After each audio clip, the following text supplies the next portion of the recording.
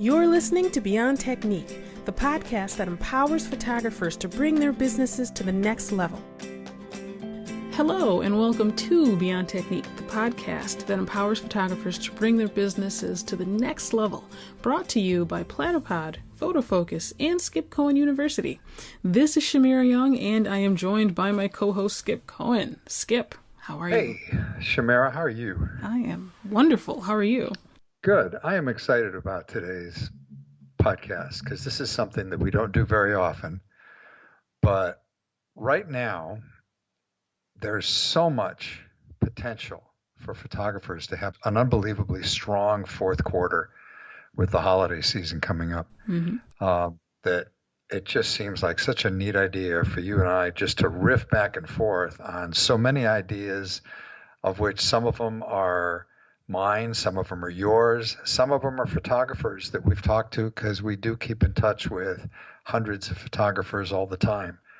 And there's so much going on. And since Platypod is the sponsor of this podcast, and Platypod is all about creative solutions and giving photographers a new perspective, let's just start with a quick hit. I know it'll sound a little like an infomercial, but there's so much going on in the Platypod store with new products right now. Yep. Especially, this is where I get to sneak in the word especially, like the Max Macro Bundle, which gives you an instant macro setup, or the Action Cam Bundle if you're shooting with Pro. Or I don't know if you've had a chance to even see one yet, but we've got the new LumiCube RGB Panel Pro in there, which is a phenomenal piece of lighting gear. Yeah, it's a lot of cool, exciting stuff. I have not had a chance to check that one out personally, but I am definitely excited to do that. See the new possibilities for sure.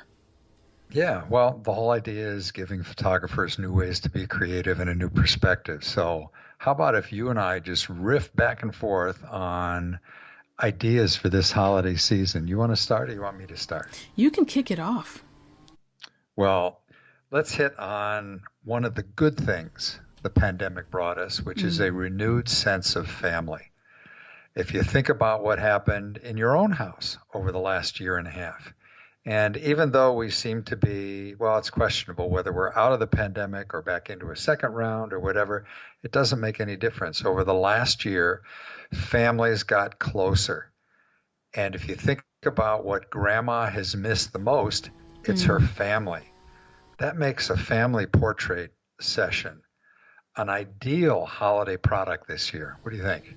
It's absolutely. And I think that people are more aware of how important it is. And even we're more thankful for being able to get together. And so being able to offer your clients a session where you can gather the family together, even if they're from separate households, just get everyone together, get them into a portrait session. I think it's more valuable than ever, and especially because I would imagine, this didn't really happen so much in 2020, and so now in 2021 that we can do that. Now is the time. Well, everybody is sitting there trying to figure out, all right, it's holiday time, and I don't know about your house, but Sheila and I start very early. In fact, all year long, there's one shelf in the closet that is stuff we've thought of and saw and said, no, we won't remember that when the holidays roll around, and it's bought with a name on it and it'll get gift wrapped later on. But the challenge right now for so many artists, so many of you out there think that the pandemic destroyed your business. And it may have absolutely screwed up your business, especially, for example, if you're a wedding photographer over the last year and a half, you're playing catch up right now. Oh my goodness. But it didn't take away your creativity.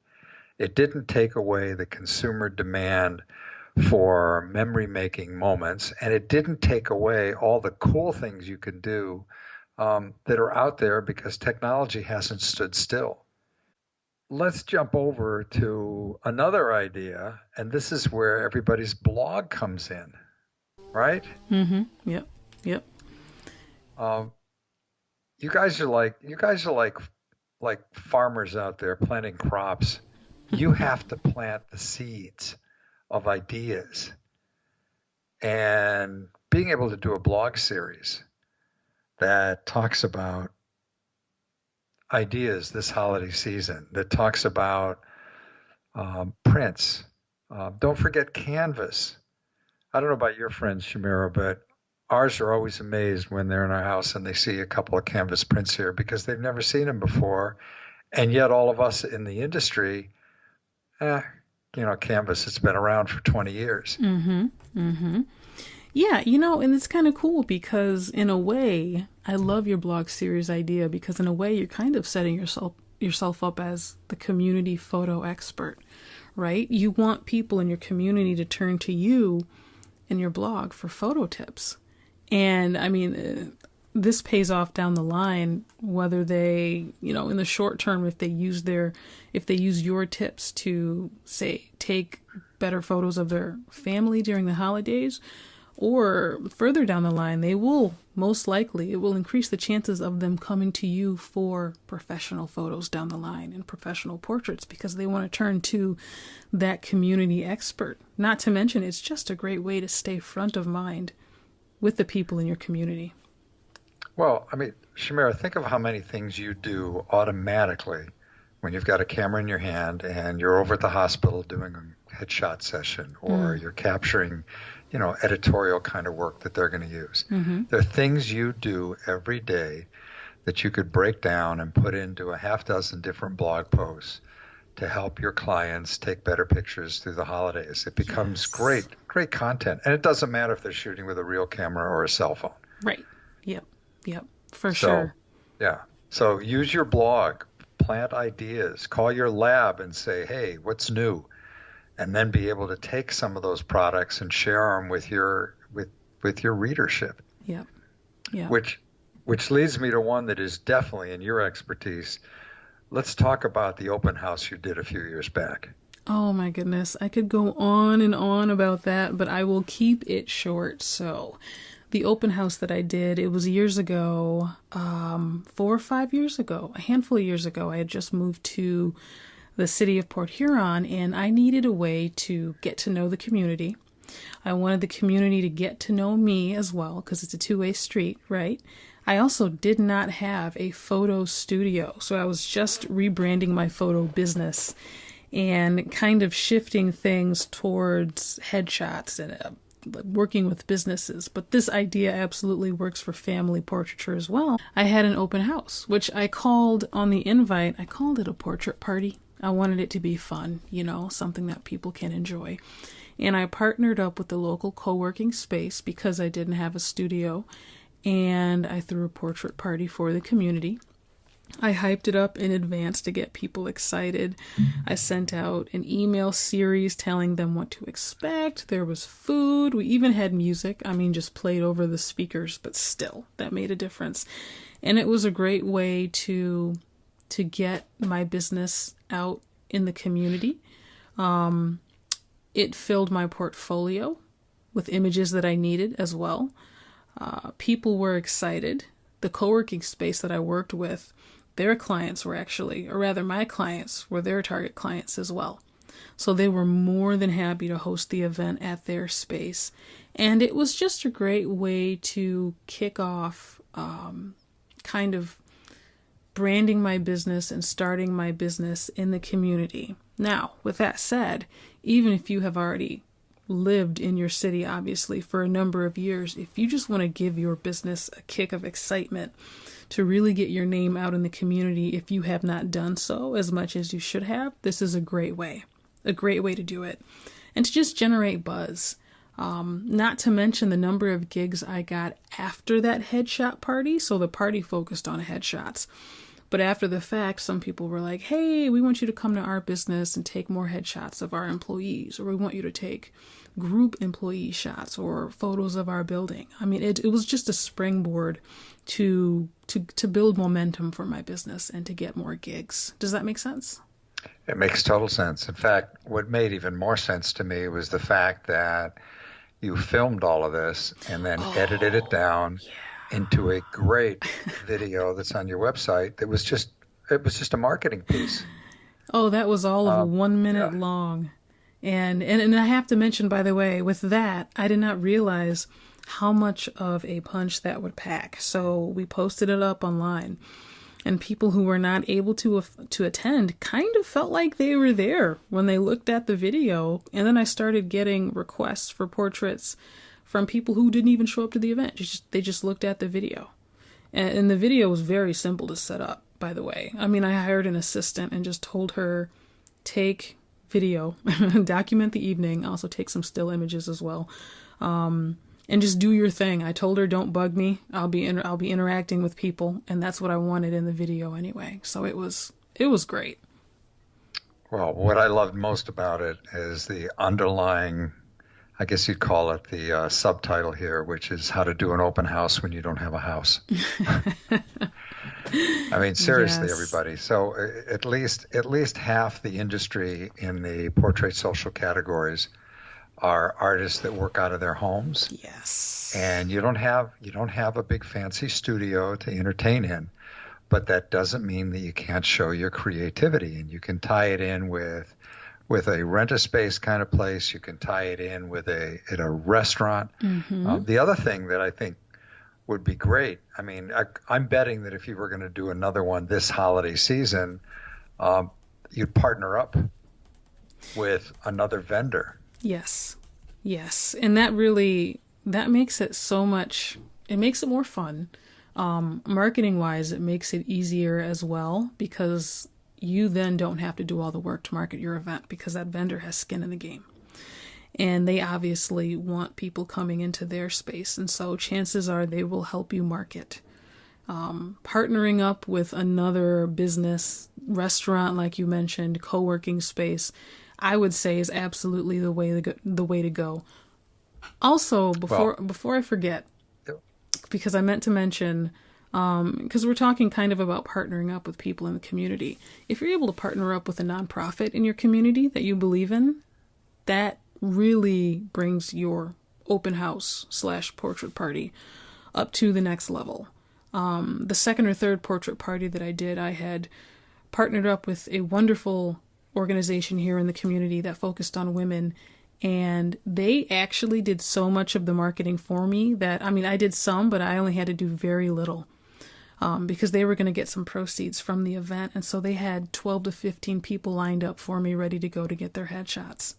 And they offered to bring sushi. They said they'd provide the snacks. I was like, all right. That works. Yes.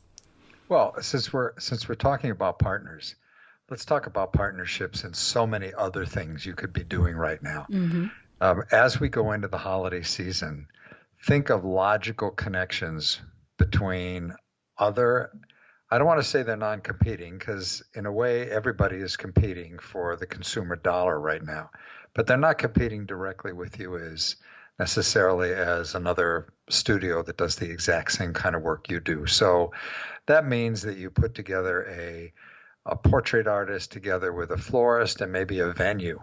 Mm-hmm. Maybe you even host this thing at the venue. And what happens is, first of all, your costs get reduced by a factor of 3. So you got 3 partners. You're now going to pay 1/3 of what it would have cost you to do a postcard mailing, for example, the overhead cost of wherever you're going to rent the space or whatever you're going to do as well.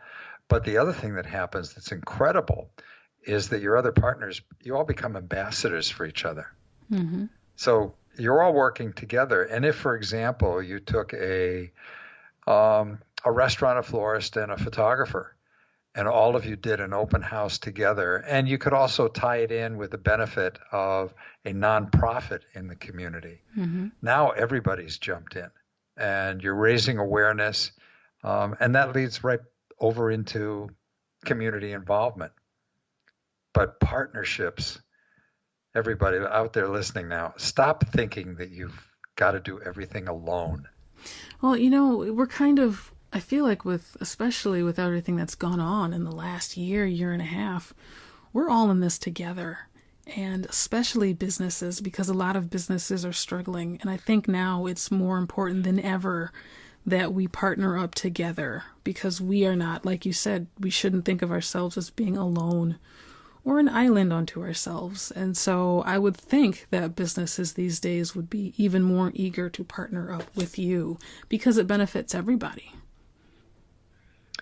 It's win-win across the board. In fact, since we're talking about restaurants and open houses, let's skip a little forward and go into some of the products that you sell. I am absolutely convinced, not convinced, it's out there, it's proven already.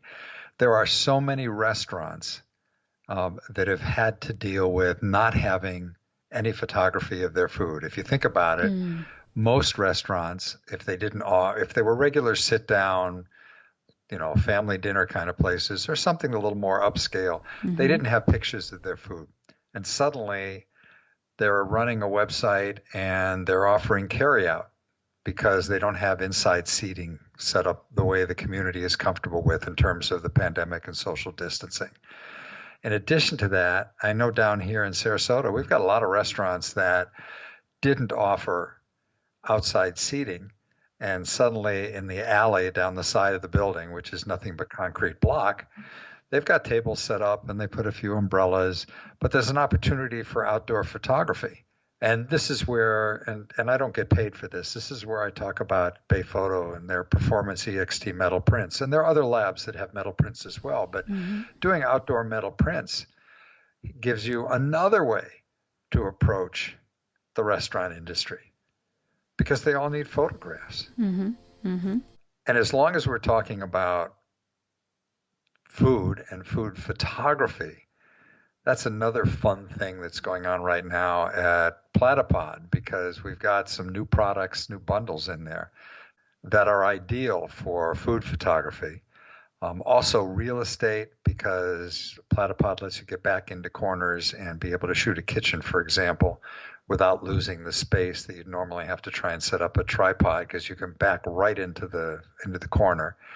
And then there are two videos now by Aaron Van, who is an outstanding food photographer. There's so much going on right now. It's setting you up to be able to start to build a piece of your business that starts to target something different, which is restaurants and chefs as clients, because nobody can photograph their food like you can if you've got the skill set. So another one, Skip, and this is actually one of my favorites. I wanted to hit on the topic of staying in touch with your past clients. I think as photographers, we tend to, at least I know I have in the past, always focus on getting new clients, adding to our client list. However, our past clients, those are people that like us. Hopefully they like us, they trust us, they know us, they've paid us with their wallets, and hopefully they like our work. And I mean, statistically, they are more willing to spend money on us than someone who is new. And so that's why it's so important that we stay in touch with our past clients that we've shot with and offer them cool new products. And you mentioned something really neat on your blog that a photographer, Steven, was doing. Did you want to talk about that? My buddy Steven in Northern California. Here's what he did. Now, this was at the height of the pandemic, but now as we roll around into holiday season, it really becomes a fun item that you could do for clients with young children. And essentially what he did, he took images from portrait sessions. He also does a lot of animal photography and has done a lot of images for the zoo and local things in the area. But he went ahead and he took family portraits, threw them into Photoshop, Lightroom, whatever, pulled the color, turned them into line art, and sent them back to his clients as coloring book pages, which is such an easy thing to do. Yes. And yet it's so remarkable from a client's perspective, because all of a sudden they've got family portraits that are coloring books. And if you've got young children, whether we're still in the throes and held hostage by COVID or things are getting better and we're out and about, it doesn't change the fact that kids like to color. It just becomes a great product. But something else that you said about keeping in touch with your past clients. Hey, everybody, there's this thing you've got called a phone. And before texting was invented, we all used to call each other. Pick up the phone and just call check in on your clients. You don't have to be selling them anything. You're just keeping in touch. You want to find out how they're doing. Is everybody all right? Anything I can do to help. It doesn't have to have anything to do with photography. Just keep in touch.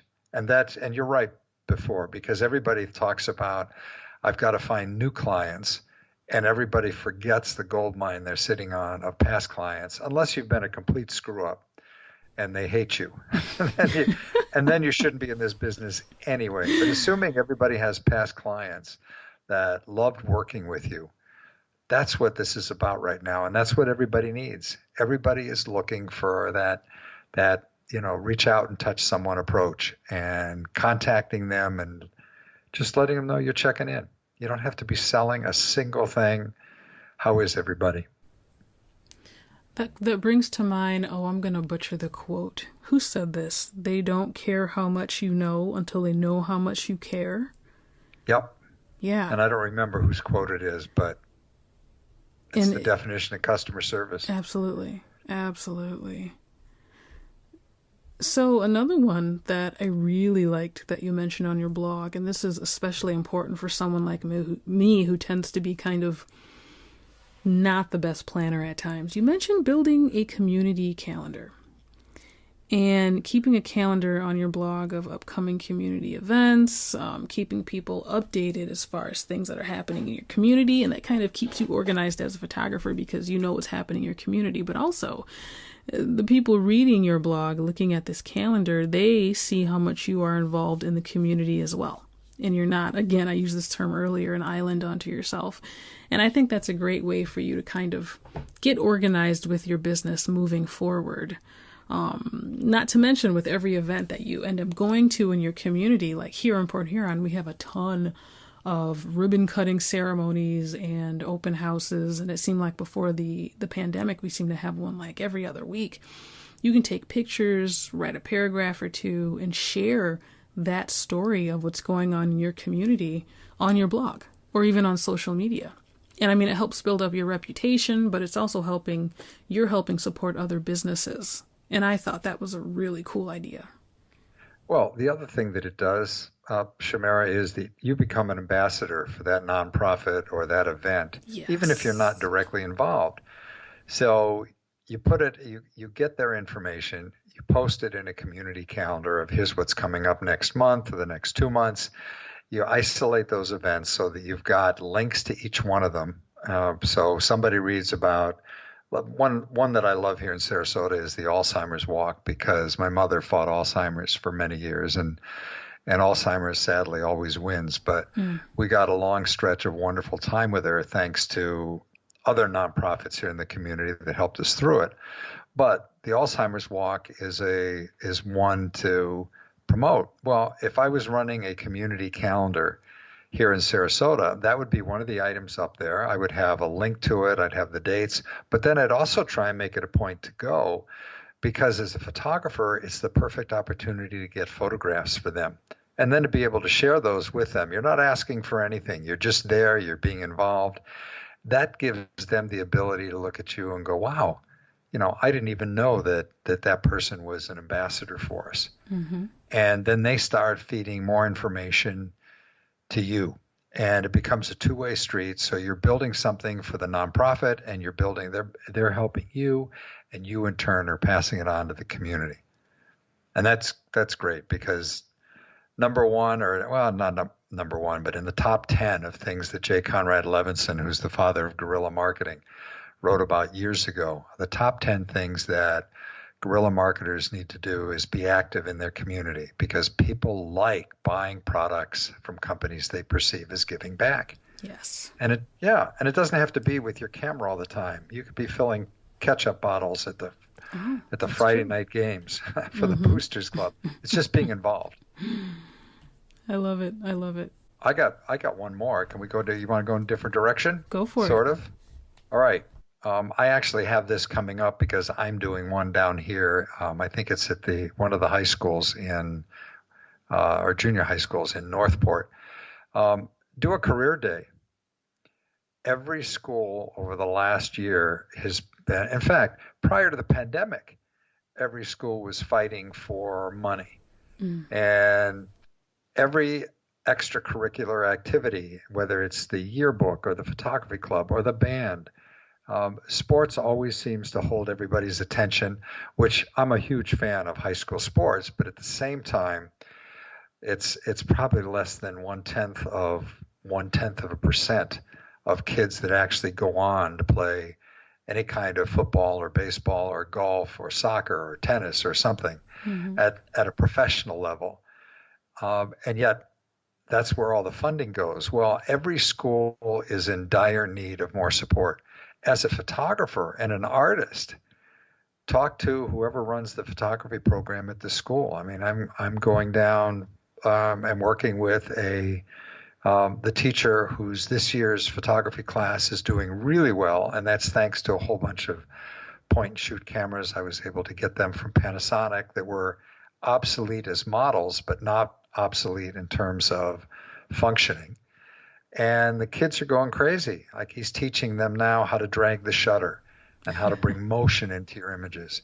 Well, for you as a photographer to head out in that direction and do a career day, when I say career day, schools used to have, and I don't even know if they still do them, they used to have career days where they brought in 3 or 4, usually parents of one of the kids, to talk about a career in that particular field they were in.